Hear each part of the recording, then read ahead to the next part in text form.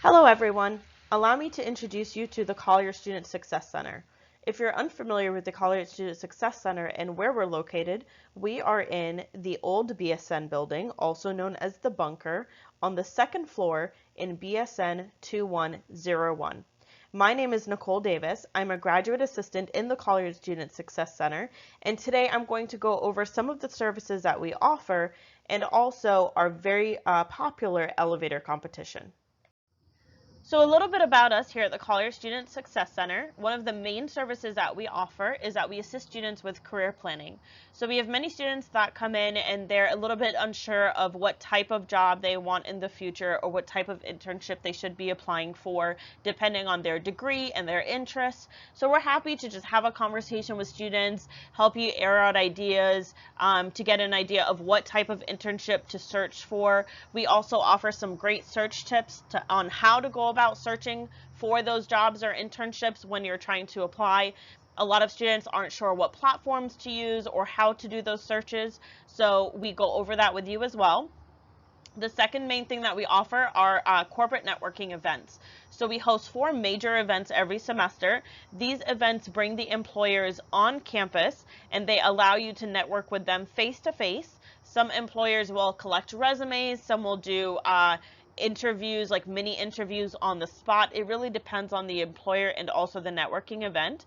But we have great events every semester, so be sure to look at the Collier Student Success Center online, where we have all of our events and all of our information there as well. In addition to that, we coordinate workshops to help students with professional development. So we will do a workshop like we're doing today. Today we're going to do the elevator competition workshop, which is not only great if you decided you wanted to compete in the USF elevator competition, but it's also a great skill to develop when you are looking for a job, when you're doing interviews, even if you're interviewing to go into a new program like a master's program or a PhD program. This elevator competition, the skill that we'll be developing can help you in a lot of different ways. And lastly, within the office, we also do the business study abroad programs. So located in the exact same office, we have a graduate assistant named Sophia, and she manages all of the business study abroad programs. So if you're interested in doing a study abroad program, or if it's a requirement, you can also stop in our office and ask us about that as well. Normally we do accept walk-ins, but as of right now and for the next few weeks, possibly the rest of spring 2020 semester, we are offering all of our services online and through virtual appointments. So what this means is that you can go online through your My USF, just like the screen you see here. You can schedule an appointment the same way you would with an advisor. The only difference is that you're going to choose career advising as the option in your sub area. And from there, you can choose mock interview, resume review, study abroad, or job search internship, whichever service you need. And then you can choose a type of appointment as well. So instead of an office appointment, now you will see options like Skype, Microsoft Teams. We can also use programs like Zoom or Google Hangouts. We're trying to make it as accommodating as possible for students, but all of our services are now going to be offered virtually. So if you'd like to do a resume review, you can email us the review. You can email us your resume directly, and then we'll review it with you. We'll go through the changes and improvements that need to be made. This is also a great time to work on your virtual interview skills. Many companies choose to do a virtual interview as their kind of round 1 of interviews before they bring you into office to do face-to-face. So this is a great opportunity for you to use Skype or any other platform that's convenient, but most companies do use Skype or they use Zoom to conduct initial interviews, and they do virtual interviews. So this is a great time for you to work on those skills, which you can do with us through our virtual services. So I've already gone over the services that we offer here at the Collier Student Success Center, but just to go into a little bit more detail into each one so that you have a full understanding of what we do here in the office. The first thing, the main service that we offer are resume reviews. And what this means is many students either don't know how to build a resume, or you haven't updated it since high school, or maybe you're an international student and so your resume is currently in an international format. Whatever the reason is, we highly recommend that you have your resume reviewed by one of the graduate assistants here in the office. We are very well versed in not only how to improve your resume, but specifically what recruiters are looking for when they are looking at resumes. And we want to make sure that if a recruiter has your resume, you're in the best position to get an interview for that job or that internship. So even if you think your resume looks awesome, you love it, it's still a great idea to have someone look over it in case there are any ways that we can improve it for you. Second to that, we also offer mock interviews, which is great because if you have a resume that looks awesome, you're very likely to get an interview. And if you really want to do well in that interview so that you can get offered that job or that internship, then the best thing you can do is practice. So what we do is we offer mock interviews using a virtual platform like Skype or Microsoft Teams or whatever works for you. You would dress up just like you're doing a regular interview. We on the other end are going to ask you those really tough interview questions. We're going to listen to your answers, and then we're going to review everything together. And we'll go over everything that you said to see if there's any way that we can improve those answers so that you perform really, really well, and at the end of it get that job offer or internship offer that you're hoping to get. We also help with internship job search. So many students simply don't know what platforms to use to look for jobs or look for internships. A lot of students know now that an internship is a requirement depending on your degree. And so you need to have an internship, at the very least one internship before you graduate. Sometimes finding an internship specific to your interests or your degree can be really difficult. So we're happy to go onto those platforms with you, talk about how to search through those platforms, what type of keywords you should be using, how to look at other platforms like LinkedIn or maybe directly on the employer platform. It just depends. But our goal is to get you in a place where you feel confident that you can find those jobs or internships that you're looking for, that you can be able to apply to them. And lastly are the cover letters. We don't do that much with cover letters because it's not as required as it used to be in the past. Many employers used to require cover letters as part of their application process.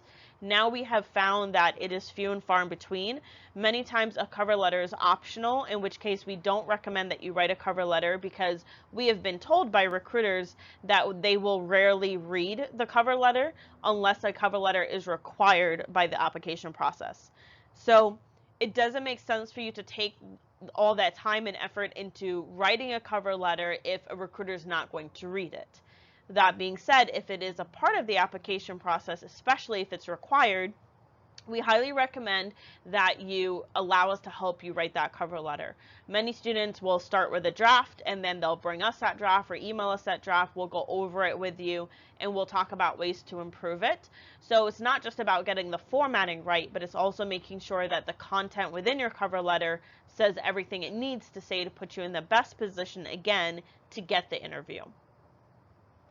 So let's move into the elevator speech workshop. What we are going to be doing today is going over how to write an elevator speech, which you're likely going to draft one now here in your class after we complete this workshop. So what is an elevator speech? It's a 60-second pitch that you have to sell yourself, basically. And a lot of students think, well, I'm never going to use this. I already have a job, or I'm going straight into a master's program, or whatever the case might be. But the truth is that you are very likely to use this in any and all of those scenarios.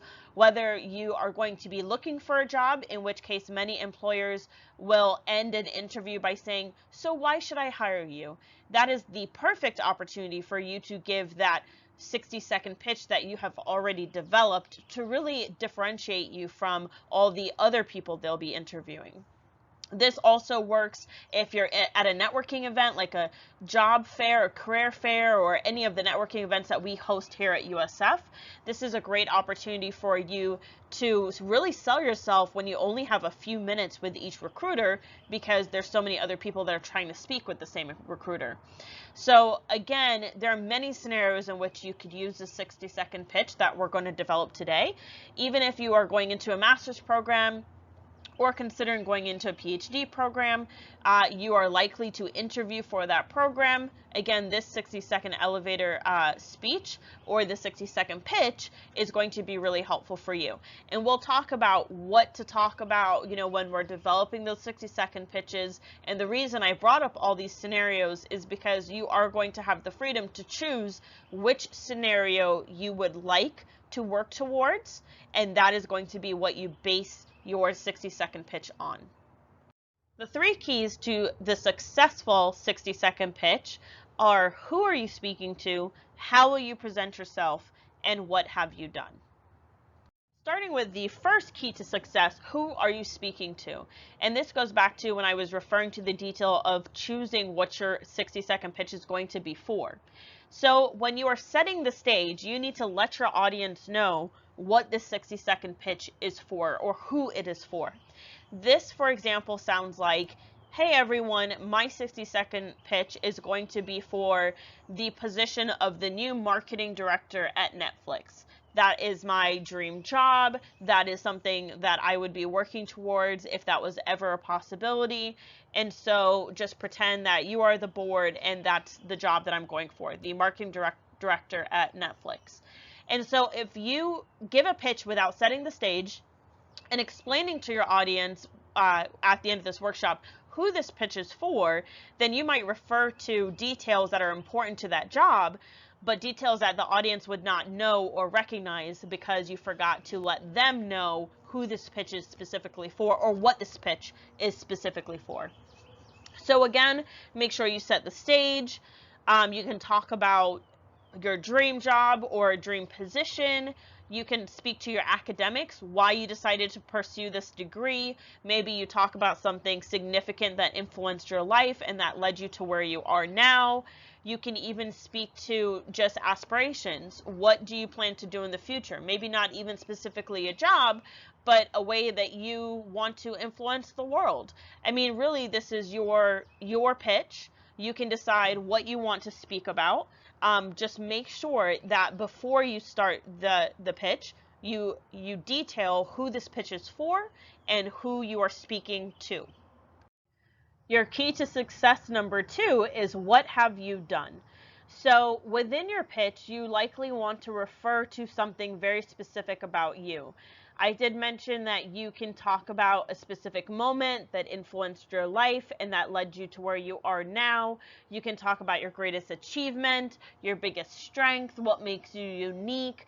It's very important that you add a very personal or unique detail to your pitch because everyone has a different story. Everyone has a personal story, and the details are what differentiate you from everyone else. It's what makes you unique. So don't leave that out. Don't leave out those details that make you who you are. Everyone is not going to have the same moment, the same strength, or the same weakness. Everyone is going to have something different. So there is a little bit of vulnerability that does need to go into your pitch, and you can decide what that's going to be based on what you're going to talk about. Obviously, you want it to be something that you are comfortable standing up in front of a class and talking about or sharing with your classmates.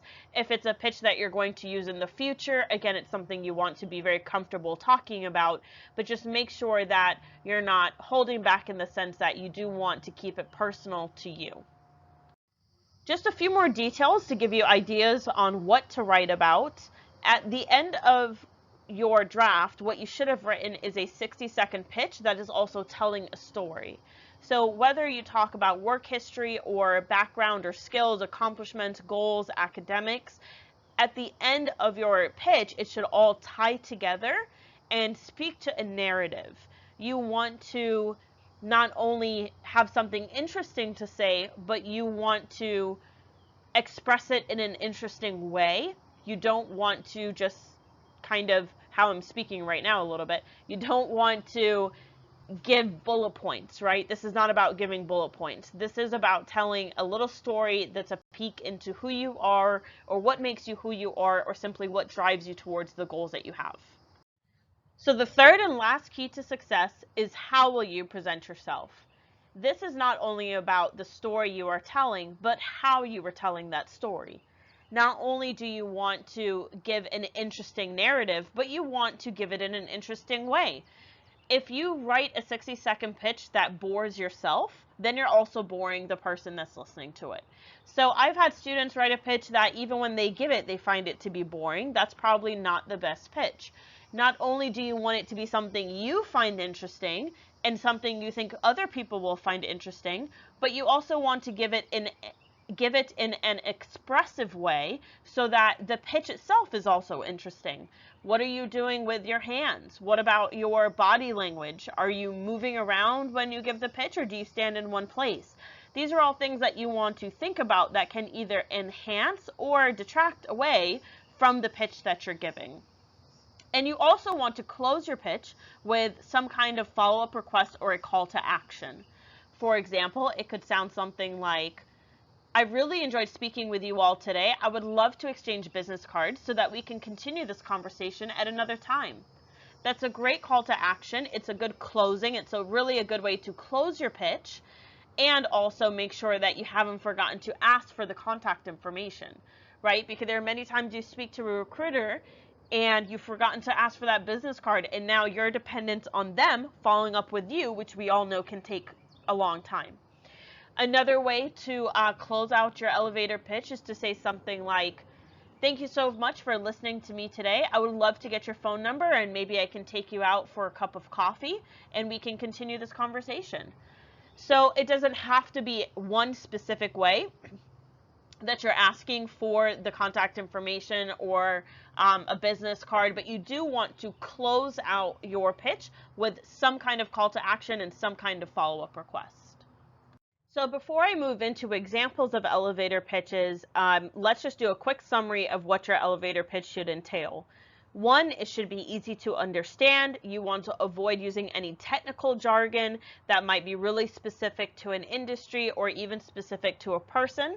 You want it to be compelling, so show your passion, make sure that it's interesting to you, and not only the story itself, but how you're telling the story. I've heard many pitches that the content was really great, but when the student actually gave the pitch, they were so nervous or they didn't practice it enough that it really wasn't as good as it could have been. Make sure that your pitch is relevant and appropriate to the event, person, or the goals that you are referring to. Differentiate by using some kind of personal story or a detail that is very unique to you. One of the most important details on here is to be authentic, right? This is about you, and that is what is going to differentiate you from other classmates or employees or candidates. I mean, no matter what the situation is, it's you specifically, your personal story, the uniqueness of you that is going to make this speech authentic. And lastly, make sure that it is 60 seconds or less. One of the details that students do tend to overlook is that it should be 60 seconds or less. Ideally, it should be between 50 to 60 seconds. So if you're at 30 seconds, it is way too short. And if you're at a minute and a half, it is way too long. You want to try and keep it as close to those 60 seconds as you can. Now, I can't stress this enough. It's going to be very important that you practice your pitch. Practice makes perfection, and one of the many mistakes that students make is that they don't practice their pitch or they don't practice enough. You need to practice to a point where you are comfortable giving your pitch. So there's a few ways that we recommend that you do practice. One is to pitch to a friend or family member that you know, and someone that will be comfortable enough to give you critique back on ways that you might be able to improve your pitch. A second way is to pitch it to strangers, and pitching it to a stranger would actually very much help you identify how nervous you might be when you pitch it to a class or in a networking event or in a job interview, someone that you just don't know that well. And lastly, practice until you are comfortable. A lot of times practicing in front of a mirror will help you see what you're doing with your hands and what your body movement looks like. But you can also just record yourself on your phone, just the audio or even as a video, and play it back, listen to yourself, look at yourself, and look for ways that you can improve. But most importantly, keep doing your pitch until you know it very well and you also feel very comfortable with your pitch. One of the mistakes that students make is they don't practice, and then when they stand in front of a classroom to do their pitch, they get very nervous. And even though they timed their pitch and it was exactly 60 seconds, when you get nervous, you tend to talk faster, and so their pitch ends up being 30 seconds or 40 seconds or 45 seconds, and they don't get close enough to those 60 seconds, but it's not because their pitch wasn't 60 seconds, but it's because they got so nervous that they just spoke really fast. So make sure that you practice until you are very comfortable. When you're writing your 60-second pitch, here are some questions that you can think about answering to help you get started with your draft. Who am I? What do I have to offer? What problem can I solve, or what problem am I currently solving? What are the main contributions I can make or I plan to make? What should the listener do as a result of hearing this? And that really speaks more to your call to action, especially at the end of your pitch. What are some of my key strengths? What adjectives come to mind when I try to describe myself? What is it I am trying to sell or let others know about myself? Or why am I interested in the company or industry that the person represents? So these are all some questions just to kind of get your gears moving as you think about what it is you want to talk about in your pitch. So remember, the elevator pitch framework is what I do or what I want to do, the context and the value, and then the evidence. And that goes back to the why, the what, and the how. Now, we talked about different ways to practice, and again, we do recommend that you record yourself on video. You want to be interesting, you want to be believable, you also want to see what you look like. You do want to see what you're doing with your hands, how you're moving. You can also practice your speech in front of a mirror, and this will give you the same idea as recording yourself. If you look at yourself in front of a mirror and just keep practicing.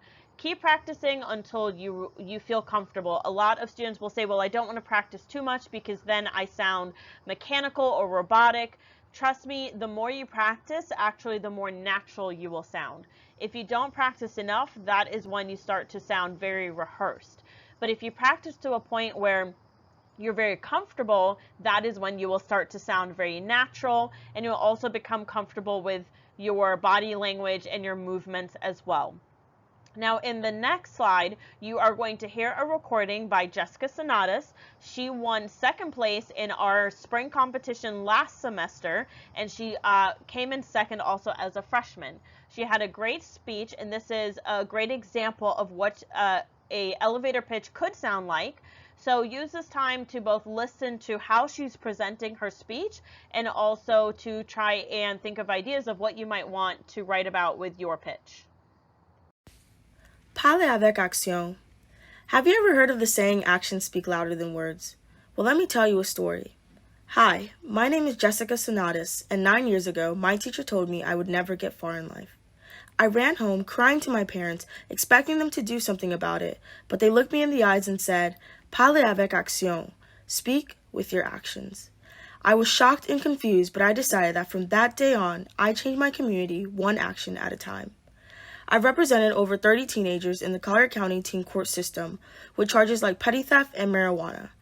I sit on the Relations Committee as a senator for the College of Business, writing memorials for students who've passed away, and writing resolutions commanding people to take action. You see, my whole life has been this growing system of actions that has paved the way for my future. Now, I'd love to share more, but as my parents would say, chaque machine na route la gagne un côté au pour aller. Every car on the road has a place that they are going, and the next stop is my career.